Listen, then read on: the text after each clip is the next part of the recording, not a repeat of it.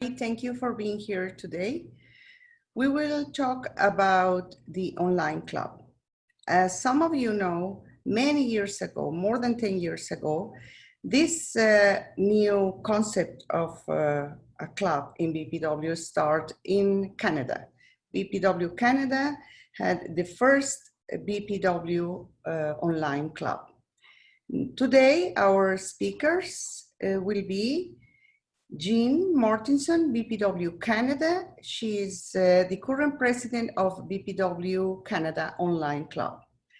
She is a researcher, writer, public speaker, and publisher and editor. Kathy Telban from BPW USA. She was the founding president of the virtual club, the first one in the USA. Established in 2012, she has also served as first vice president for the US Federation at the national level, as well as other positions, and is an executive manager and outcome strategist. Our third speaker is Daneene Monroe Rusnak from BPW USA also. Has held many local, regional, and state offices, including 3 terms as club president. She currently serves as the Federation PR chair and is the president of the virtual club. Thank you for our speakers. The floor is yours. Jeanne Martinson, and I'm from BPW Canada's online club. And my goal today is to share 10 ideas that I think will help you build a successful online club. So first of all, the question is, do you even have a reason for building an online club? So here's some of the questions to ask yourself. Do you have dispersed participants? Meaning the members that you want for your club or the people that are interested in the club as guests, they're all over. And so you want to bring them together under one kind of umbrella. Secondly, time constraints. BPW Online Club has much tighter meetings because people come and they get online and they're part of the meeting for an hour and a half, and then they go offline and they get along with their business. That a lot of physical clubs, it's usually an evening club, and a lot of BPW clubs around the world, it tends to be a 2, 3, 4, 5 hour thing. Getting to the meeting, networking, socializing, the speaker, and after the speaker, more socializing and getting home again. So sometimes just taking an hour and a half out of your day makes it more reasonable to a lot of people, and you get better attendance. We're taping this during the time of COVID, but we know that things are going to be very different in the world going forward as far as the reasons that people come together or don't come together. So in some countries right now, there's legal reasons as to us being able to be together in large groups, but there might even be medical reasons where people feel cautious about being in large groups as we go forward. And lastly, I think a good reason to have an online club is to be able to access global panelists and speakers. When you have a local club, you're pretty much dependent on who's coming through town at the moment or who's in that larger community, unless you have some amazing funds to pay for travel and that kind of thing. So one of the questions to sit down with initially is, do we really have a good reason for starting an online club? The second to think about is to decide the focus of your club. Now, your club could focus on issues. So in Canada, some of the larger issues that we're debating right now is issues around global trafficking and missing and murdered Indigenous women, women in politics. So your club could focus very much on those big issues. Your club could focus on networking and socializing. Your club could focus on professional development, for example, learning some of these new tools of online development, or personal development, understanding your finances and retirement issues, or issues around managing, being part of the sandwich generation where you're raising children and taking care of parents. And then you could have a large focus on club business, BPW. So working on national bylaws or working on issues that are specific to BPW. Now, I think in the sense of BPW Canada Online, we're primarily an issues-focused club. However, we've got meetings that are specific about club business, where we talk about the resolutions that are going to our national body and that might go to the international BPW International Congress.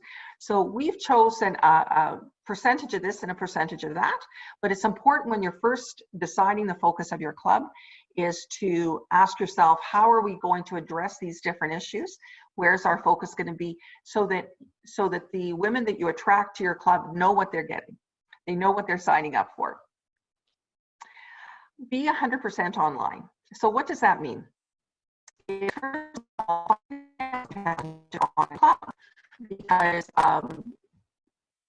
you know, you don't have a branch of a bank that you go and you deposit these membership checks to, and you don't have a checking account that you pay your national dues and international dues to. So the online platform for finances that we have chosen is PayPal, which allows members to pay their dues with credit card or through a PayPal account. And we transfer our dues to our national body, BPW Canada, through that same platform. So that's a different thing for each country to think about and to research what you can do and what those fees might be and whether that's worth it. Secondly, to determine where are you going to put your stuff. You know, when you have a physical club, someone has that box that has the charter and it has the bylaws and it has all of these documents that you collect over time.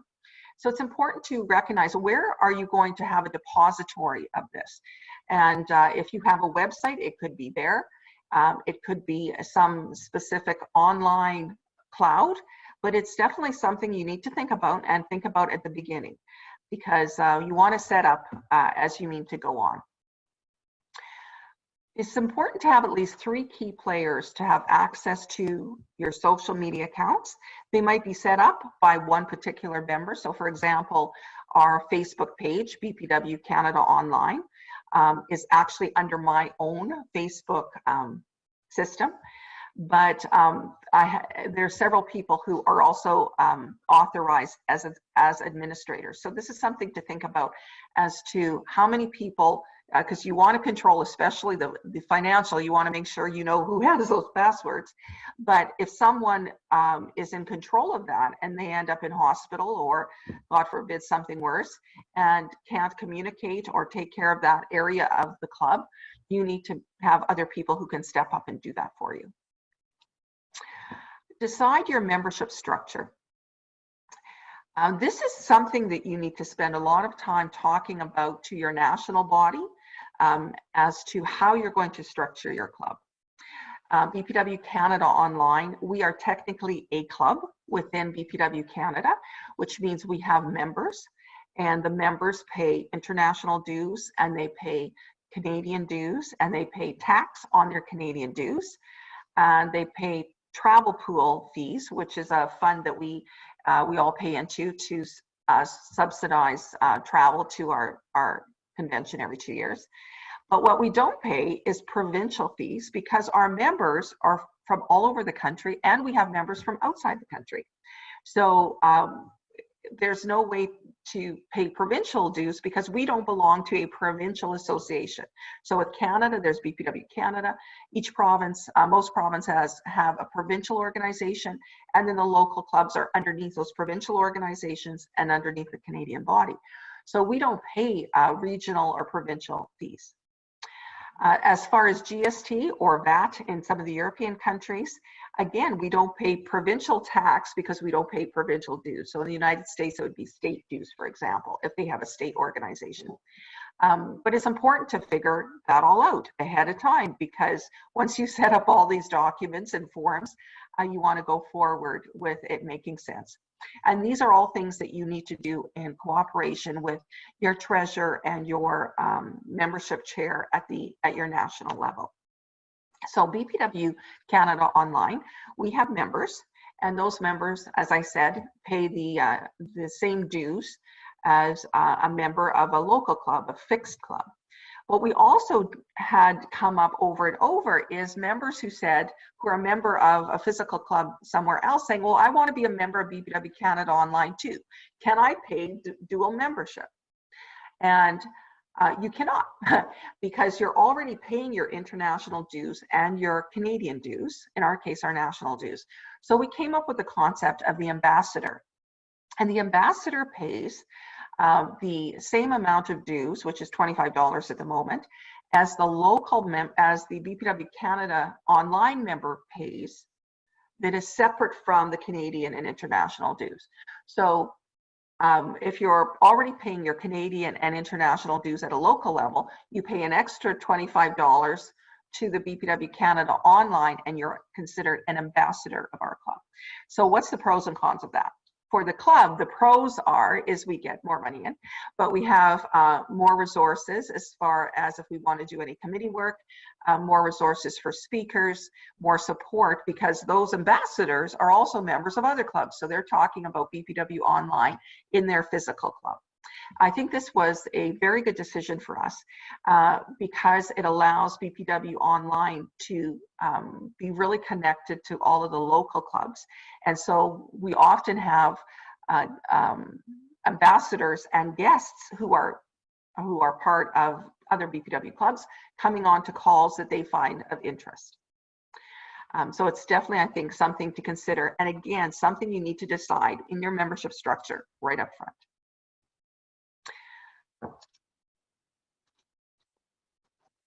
Number 5, choose a great time. Sometimes if you're already a physical club and you're going to do an online club, you think, well, we meet at 5 o'clock on Mondays. Let's just have our online meeting at 5 o'clock on Mondays. If all of your people on your online club are in a very specific regional area, that makes an easier decision. Because we intended from the very beginning to be, first of all, a club for BPW members where they're living where there isn't a club. We intended to be a club for BPW members who cannot get out to their club for whatever reason. They physically maybe can't get out to their club because of physical disabilities, or the nature of their work is such that they can't attend a meeting, whether they work shift work or they just simply cannot get to that meeting from where their workplace is.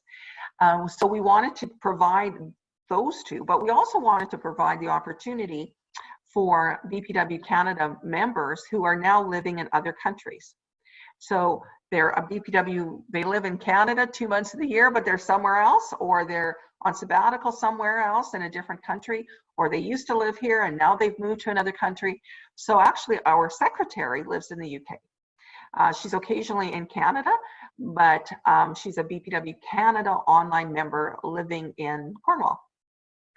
So it's really important to think about these issues around time and not to be flippant about it, but actually do some thinking about it. So what is that best time of the week and time of the day? So with BPW Canada Online, first we looked at where are these other clubs meeting?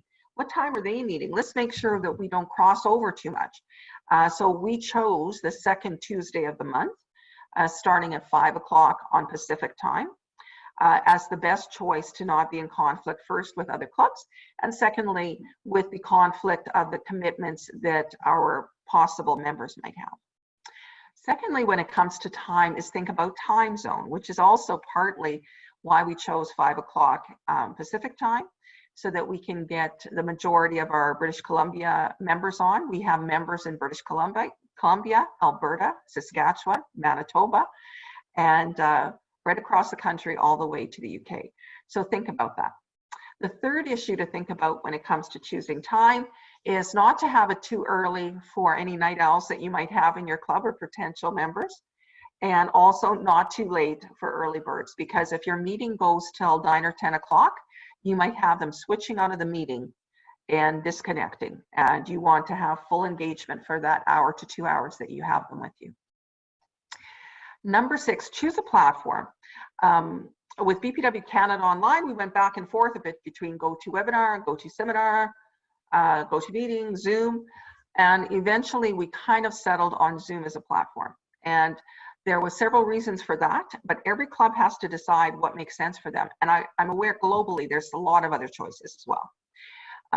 Zoom seemed to be the best choice for us going forward. It allows us the minimum of screen sharing, as you see I'm doing here, as well as it allows, it seems to us to be a little more user-friendly as a platform. But again, research them all and make an informed decision before you start your club. Secondly, platform sponsor. So the platform sponsor is whose Zoom room are you in? Who's organized the GoToMeeting, GoToWebinar? So who's in charge of the platform for that meeting? So they are the sponsor of the platform. And then thirdly is tech support. And it might not be the host and it might not be the platform sponsor, but it's, oh, someone's having problems coming in or someone can't seem to get their chat to work. So this is the opportunity for someone who's on the call is to address those technological issues, especially technical issues that the speaker might be having. 7, how do you market your events in your meeting? Certainly there's a lot of things that would cross over as a physical club. One of the key things is to have an email database, which is of anyone who has come to a meeting, any guest who's ever registered, anyone who showed any interest, and of course giving appropriate permission, privacy-wise, to hold on to those emails and that information. Social media is key. BPW Canada Online has a Facebook page. It's important to have a Twitter account. We're not doing as well on that. You could also have some of the other social media. We found that the majority of our members are focused on Facebook, and that's where they're going for news. So part of it is to establish what it is that you want so that people know, okay, if I'm looking for new information about the club, where is the latest information? So I can join that page, follow that page. Also, LinkedIn is also a potential. Event pages on Facebook.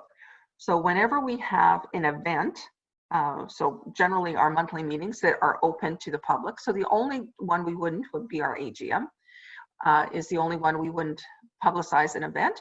We create an event page on Facebook and often we'll actually boost that as an ad. So put $25 or $50 into that event for Facebook ads. Word of mouth, surprising how many people are interested in our online club because they talked to someone else who was a member or was a BPW member and has heard that there's an online club. This is still a real important thing. And to make sure that your members are the people who are interested. I've talked to a bunch of other women and said, are you interested in this? Do you find this interesting? Would you join? Would you want to come out as a guest and see what it's all about?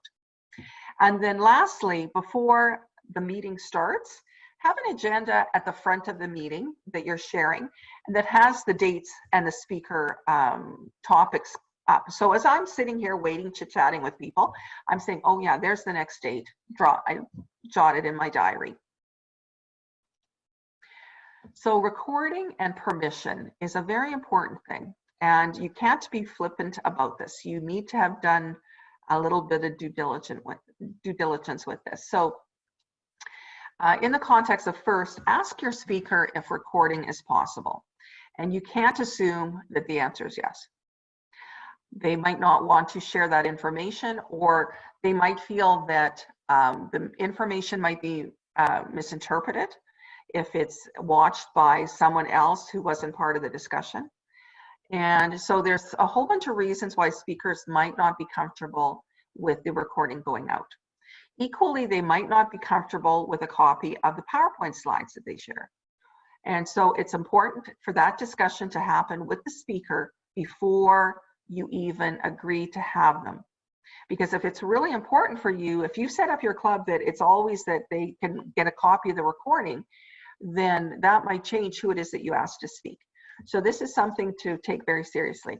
Tell the registrants whether there will be a recording available after the event. So particularly for people who are guests, not for members or ambassadors, but particularly for guests. Because if I have a drop-in fee for $10 and I know I'm not going to make it to that meeting, but I know, oh, it's fine because I'm going to watch the recording. What if I don't get it to that meeting and that meeting isn't recorded? So this is something that has come up a couple of times. So we've had to make really clear rules and make it really clear to people who are registering for the event whether it will be recorded or it won't be recorded. Third, tell the attendees that they will or will not be recorded at the beginning of the meeting, because for some people this will matter. They will not share things on the call that they know might go out to people that they don't know are listening. This is very important for privacy, so please take that seriously. It's important, if you say it's being recorded, that you send the recording out. And you can deal with that two ways. You can say, if you want a copy of the recording, email whoever is the tech support person.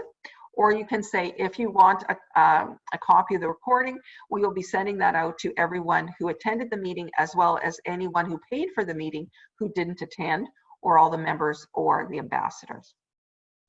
And so again, be clear upfront on what are the rules of distribution. How about meeting management? Well, these are little things, and they probably are things that you've already heard about or thought about. Don't start on time.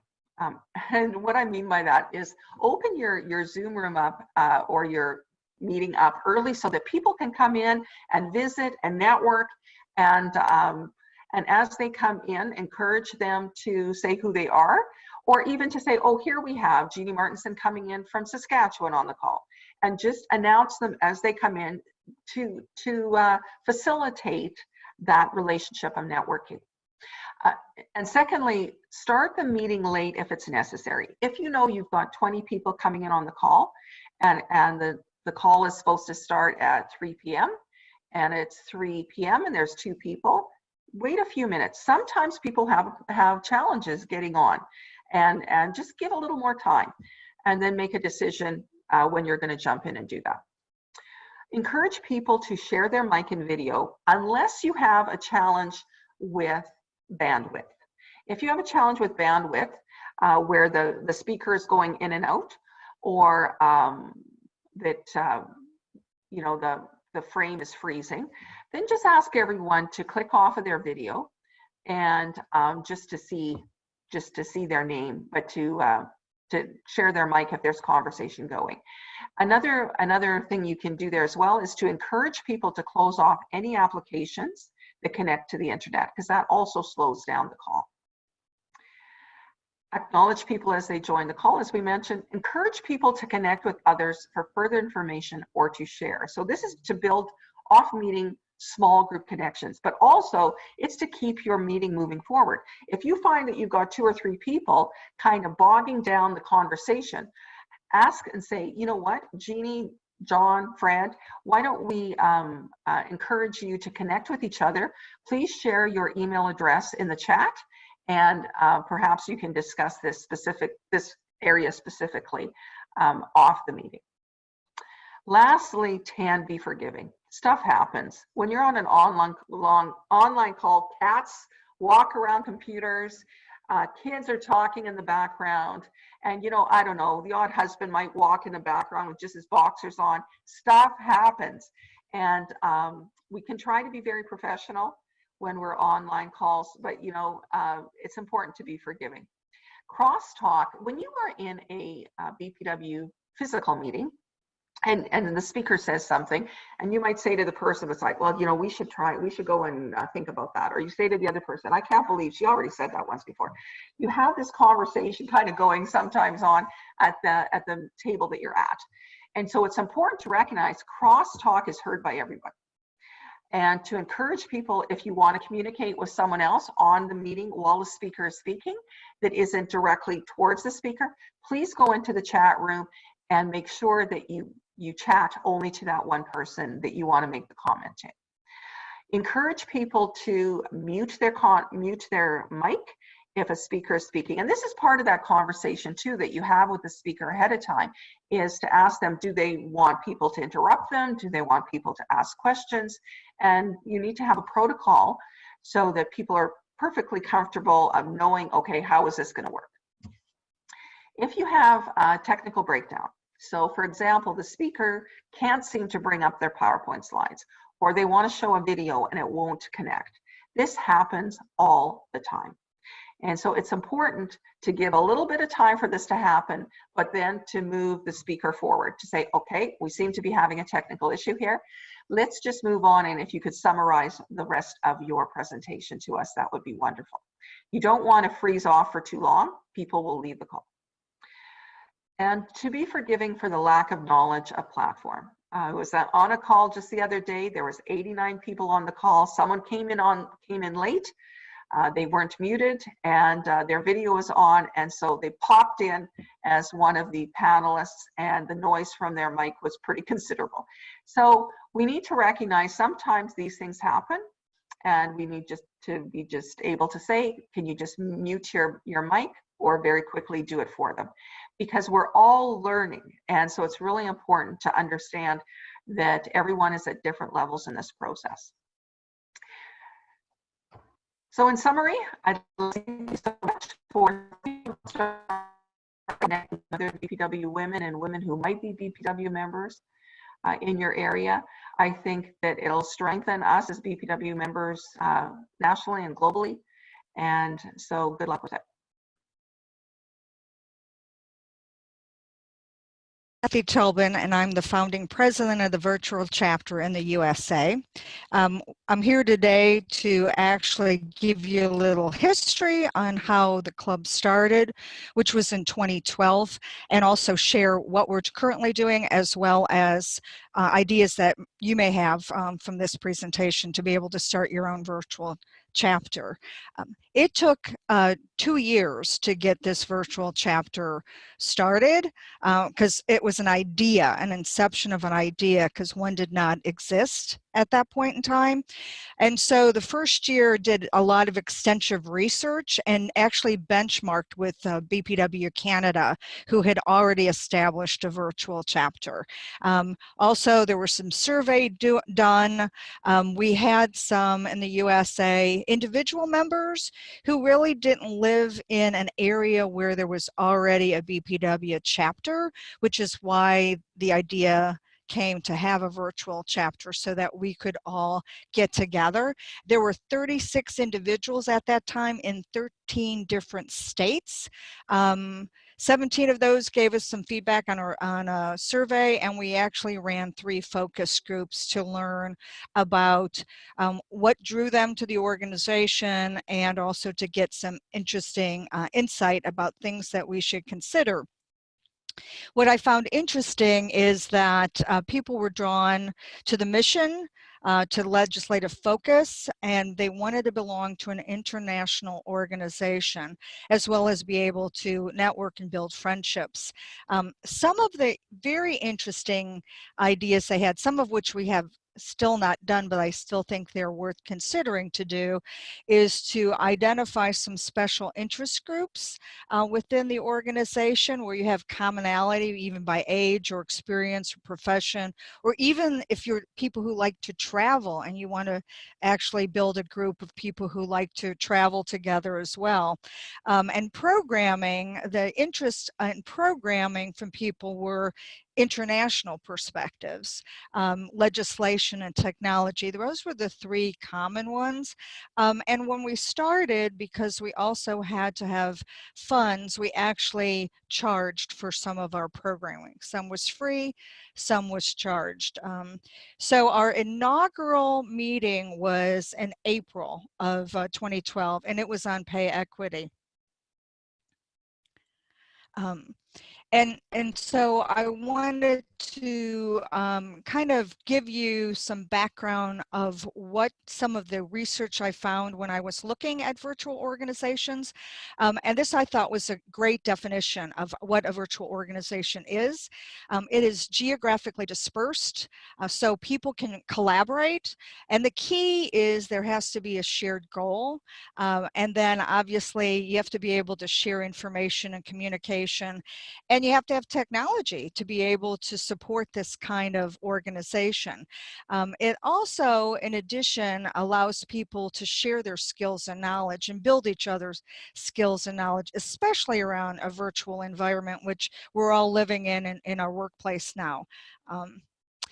The other thing I discovered around what would make an effective virtual organization, and in fact this makes an effective organization in general, is that there is clear purpose and a shared understanding of that purpose, being able to constantly have a way to communicate and connect, sharing knowledges, having really clear processes, because you have to be able to support it. But one of the key things is trust, building trust, because you're not connected, and you have to do that when you build any organization, but it's really important when you're trying to build relationship with people you've never met before. And so relationships are what's really critical to work on. You can have technology to help support it, but to have sustainability, you have to build relationship. And so it's really important for people to feel connected to one another, as well as connected to the mission of an organization and its purpose, and to be able to continue to strengthen those relationships and actually just genuinely care for each other and similar issues to be able to collaborate around. So trust is really important. And trust is really measured in terms of reliability. So I thought that was interesting when I did my research, and I thought about my BPW experience, and realized that, you know, people are their integrity, that they do what they say what they do, and how important that is, especially in a virtual environment where you have virtual handoffs to each other. You have to trust that you're all going to do your part to keep this going, and or, you know, be able to utilize and learn from each other as you're bringing in new technology to keep the organization going. And so that's one of the other key pieces, is being able to build an infrastructure with technologies. And I'm going to hand this off to Daneene Monroe Rusnak, who can talk about these. These technologies for the USA virtual chapter have evolved as technology has evolved. So Daneene will talk to you about what the current technology we use. So take it away, Daneene. Hi, Kathy. Thank you so much. Yes, definitely technology is the infrastructure of an organization that's virtual. It pretty much goes without saying. And technology has evolved. We are seeing more and more platforms and software that can be utilized. A lot of things have just been added as we go along. We sort of navigate our way through, and what we've done here is just broken down different areas based on functionality of some of the technology that we have used and we are using. So initially, when we're talking about marketing, we've used items like LinkedIn, Twitter, YouTube, Facebook. We have recently, over the past year or two, begun to utilize the platform Instagram. What I've noticed as the current president and over the past couple of years during my term is that there is a shift, and in keeping with the times, we've not utilized LinkedIn quite as much for our purposes, but we are exploring more into Instagram. The marketing portion of that just shows the power and the efficacy of something like a social media platform. Next slide, Kathy. Moving on, we noticed that we also very much needed financial tools. We've been very fortunate to be able to grow with the times in that way as well. Most banks now do have some form of online banking.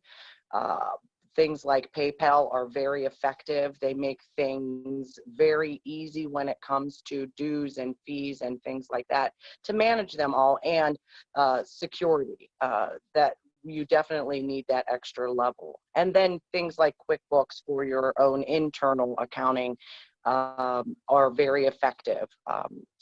There are a rash of variety of different types of platforms.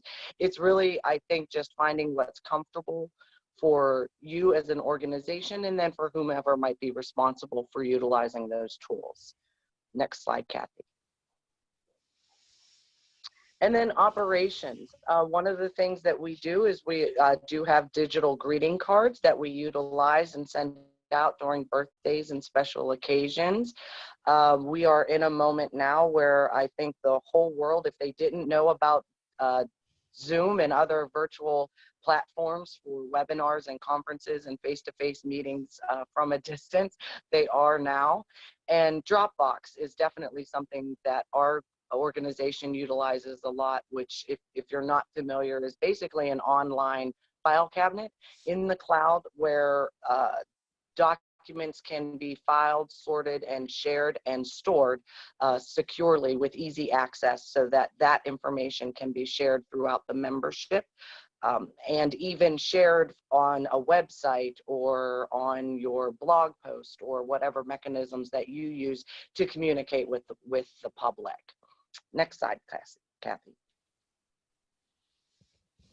So one of the things that we've noticed, going virtual, being virtual, there are some differences, obviously, that you may be meeting with people and getting to know people that you've never shared a physical space with, but many things very much also stay the same. We still have our legislative platform that's core to the BPW mission and who and what the BPW clubs are. Our history very much shared. We go back to those very same core instrumental roots that are so important to us, and I think what has drawn us and others to this organization. And of course, bottom line, women helping women, women empowering women. That is again, I think, something that attracts and brings us together. I think that this is a time that we're seeing even more of that. It brings me great joy. I'm so proud and grateful to be a part of something that has that kind of a core mission with the legislation and advocacy at its roots. I think that's extremely important, and especially here in the US, I think it's more important than ever. Next slide, Kathy. So going back to what is different, yeah, we meet online instead of face-to-face, although now online does mean face-to-face. We have those capabilities. So it's really just a nuanced reference. The technology tools, I'd say it's important for in-person organizations as well as virtual organizations, but it is especially important for the virtual organizations, because that is very much where they function. It's in that space, and it's all technology dependent. Our bylaws, we review our bylaws. We actually have just gone through that process, reviewing our bylaws so that we can function in alignment with national. It's very much the same. None of that has really changed just by virtue of us going virtual. It has only changed in the sense that we have continued to grow just like any other organization has. And a lot of the benefits are the reduction of travel time. We have been able to obtain speakers from anywhere. We have had visitors from all over the world, maybe perhaps some of you who are watching right now. And we do have the ability to record our meetings and make them available to the public and to those who can attend. And I suspect that that's something that, you know, clubs that are meeting in person are able or now considering taking advantage of too. So I think it just, as far as virtual chapters go, they may just be a little bit more accustomed to that and do that on a more regular basis. Next slide, Kathy. So for recommending programming, I think that is one of our strong points for sure. We have been very fortunate to have some excellent programming. There are a few key points that I'll brush through here really quickly that we do make an intent to try to incorporate through our federation years. And then, of course, in keeping with the times, we do our best to select speakers that are speaking to current events. But legislative focus, we do believe that it's very important for us to know our history and our current state. You have to know where you're coming from to know where you're going, and we rely very heavily on that and keep that at the forefront as much as possible. We do, as I mentioned, find experts, subject matter experts on any topic. That comes into play a lot of times when, especially when we're dealing with current events. We've had some of our most popular and well-received webinars and presentations have been on the ERA. So we were fortunate to be able to connect with speakers who are experts in that area.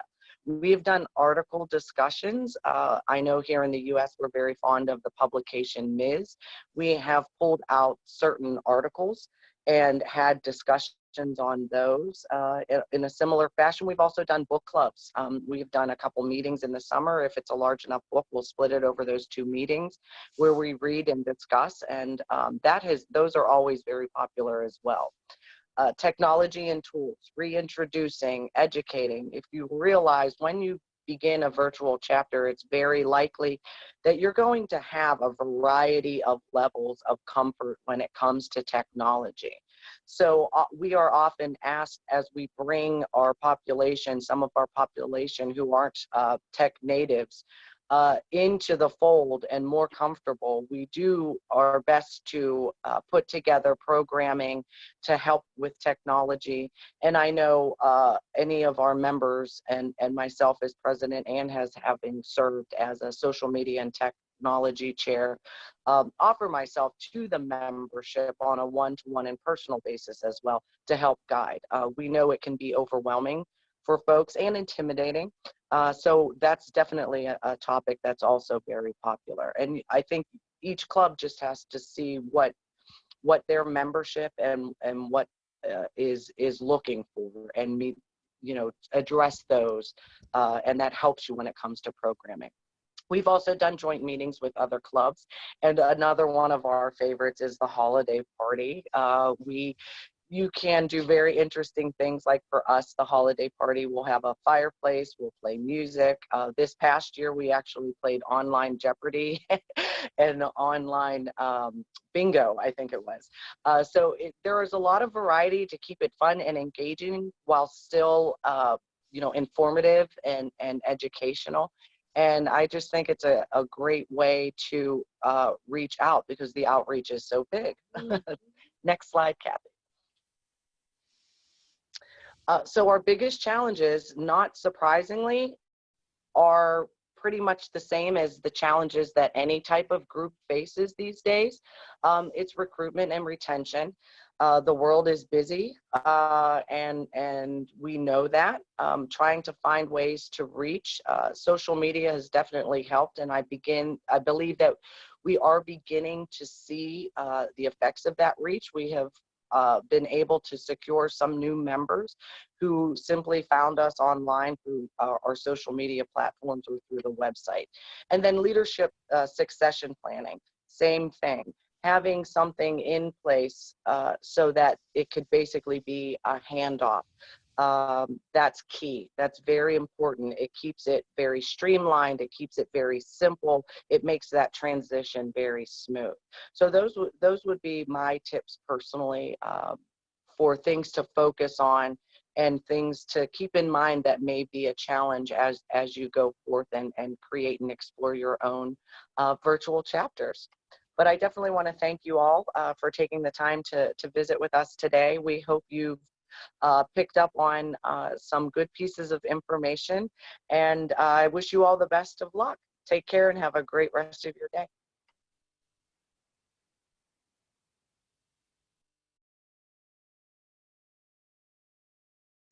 We want to thank our speakers in this video presentation. We heard first from Jeanne in Canada, and then from Kathy, and then Daneene in USA. Each of these virtual clubs has been ongoing for some years now. And like any physical club, it's had ups and downs, challenges and joys, and we've heard about some of that from each of these speakers. Each of the speakers talked about as well the steps to setting up such a club, and then to maintaining it, and how to function, and various platforms you can use for that. In addition, they talked about the reasons for setting up these clubs and the kinds of members that you might expect to attract. So we hope that in this time in which we're all operating primarily or exclusively online, that you can learn from the ones who have been doing this for some years already in the BPW context. So thanks once again to our speakers, and thanks to you, our viewers. We hope that you enjoyed this video and that it's helpful to you. We hope too that you will share it with your BPW affiliate and other BPW sisters, and that you will view all of the other videos on this channel and join one of our live webinars soon. See you soon.